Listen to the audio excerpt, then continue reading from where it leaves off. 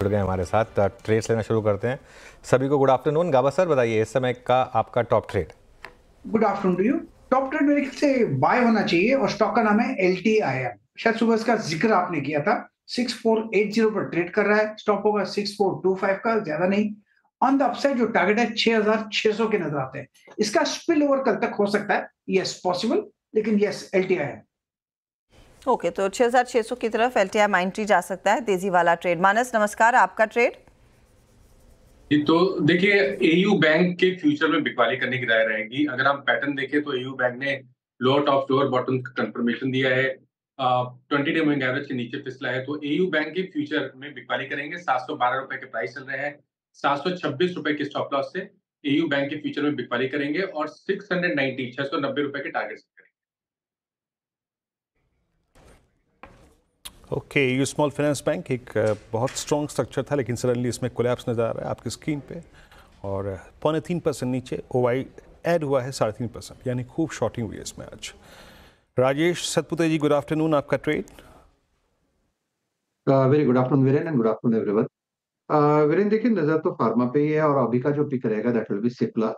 सिप्ला में एक बहुत ही क्लीन ब्रेकआउट मिला है। 1680 एक इंपॉर्टेंट लेवल था। According to breakout 100 rupees plus का टारगेट अनफोल्ड होता है। सो टेक्निकल टारगेट 1780 का है, लेकिन अगर हमें स्विंग प्ले करना है तो एट लेवल ऑफ 700 मुझे 1700 के लेवल पे बाय करें सिप्ला। स्टॉप लॉस रखेंगे आप 1680 का, 20 पॉइंट का स्टॉप लॉस मेंटेन करेंगे। और पोजिशनल टारगेट स्विंग का आज के लिए 1735 1740 इनिशियल होगा।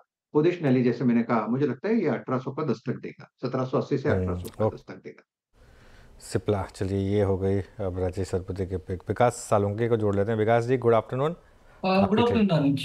देखो, ओवरऑल मार्केट का सेटअप अभी 50 DMA के ऊपर सस्टेन कर रहे हैं फिलहाल तो इंडेक्स, तो मुझे लगता है थोड़ा बहुत पॉजिटिव साइड है। लेकिन स्टॉक स्पेसिफिक बात करो तो मुझे भी फार्मा में से औरंदा फार्मा यहाँ पे अच्छा लग रहा है, जिस हिसाब से इसमें लास्ट 2 ट्रेडिंग सेशन में जो पॉजिटिव रिजल्ट देखने मिल रहा था और शॉर्ट टर्म की एवरेज यहाँ पे ब्रेकआउट देखने मिल रहा है, तो मुझे लगता है अपर साइड में एक अच्छी रेंज यहाँ पे देखने मिलेगी। 1570 के आसपास के टारगेट मुझे लगता है यहाँ से आते हुए देखने मिलेंगे। आज का जो डे लो है वहां पे इसका एक स्टॉप लॉस रखना है, 1490 के आसपास का एक स्टॉप लॉस लगा के औरो फार्मा को बाय कीजिए। ऊपर में मुझे लगता है 1570 1580 के आसपास की रेंज यहाँ पे ओपन होते देखने मिल सकते हैं, तो औरो फार्मा यहाँ पे बाय कॉल 1570 के लिए औरो फार्मा में एक मौका, विकास कह रहे हैं। सुदीप, बताइए आपका ट्रेड।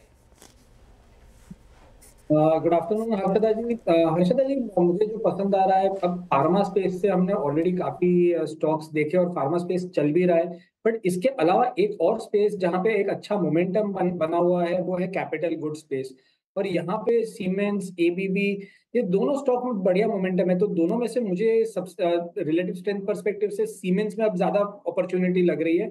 12 वीक का जो कंसोलिडेशन था वहां उसके हाईएस्ट लेवल पे अब स्टॉक आ चुका है और 7600 के स्टॉप लॉस से मुझे लग रहा है यहाँ पे 7900 8000 के अपने ऑल टाइम हाई के ट्रेजेक्टरी में वापस स्टॉक लौट सकता है। तो एक स्ट्रॉन्ग मोमेंटम स्टॉक में है, अच्छा वॉल्यूम भी हो रहा है और मुझे लग रहा है जो हिसाब से स्टॉक की जो चाल है कंसोलिडेशन के बाद जो स्ट्रेंथ के साथ बाहर निकला है, तो ये 7900 से लेकर 8000 तक जा सकता है। 7600 के स्टॉप लॉस से बाय करने की मेरी इसमें राय रहेगी। ओके, तो यहाँ पे टेक्निकल ट्रेड्स पूरे हो गए। विकास जी का ट्रेड यहाँ पर, सुदीप जी का ट्रेड यहाँ पर सिमंस है। गौरांग जी से बात करते हैं। गौरांग जी, गुड आफ्टरनून, कार्यक्रम में स्वागत है। पॉलिसी और स्टांस में परिवर्तन RBI के, हालांकि कुछ तल्ख टिप्पणियाँ भी की उन्होंने NBFCs को लेकर, अनसिक्योर्ड लोन्स को लेकर। आपका व्यू क्या है इस पॉलिसी पे और आपका इस वक्त का कन्विक्शन आइडिया क्या है? धन्यवाद वीरेंद्र, आपका सभी को प्रणाम और शुभ दिन हमारे तरफ से। तो ये पहली बार नहीं है वीरेंद्र जहां पर गवर्नर साहब ने NBFCs के कामकाज को लेकर के कुछ चिंताएं जताई है। ये पहले भी हुआ था अनसिक्योर्ड क्रेडिटर्स को लेकर के, जिस प्रकार से उनको ऋण दिया जाता था बराबर मापदंड में कामकाज नहीं होता था, रिस्क प्रोफाइलिंग ठीक से नहीं होता था, वगैरह वगैरह। और ये अनिवार्य है वीरेंद्र, क्योंकि अगर इसको अभी आप नियंत्रण में नहीं लाएंगे तो कहीं ना कहीं जाकर के ये वित्तीय जोखिम जो है वो बहुत बड़ी मात्रा में खड़ा कर सकता है। और उसका असर जो है वीरेंद्र, वो सिर्फ मात्र NBFCs तक सीमित नहीं करेगा, उसका असर मेरे ख्याल से कमूमन बाकी अन्य क्षेत्र पर भी नकारात्मक होगा। तो ये अच्छी बात है और मेरे ख्याल से वो नियंत्रण रख रहे हैं, नजर रख रहे हैं और समय अनुसार वो कदम भी उठा रहे हैं।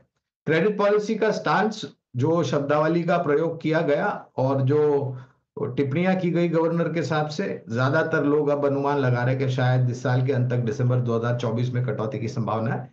हमारा मानना है कि ये कटौती शायद संभव आपको जनवरी फरवरी माह 2025 के इर्द गिर्द होती हुई नजर आएगी।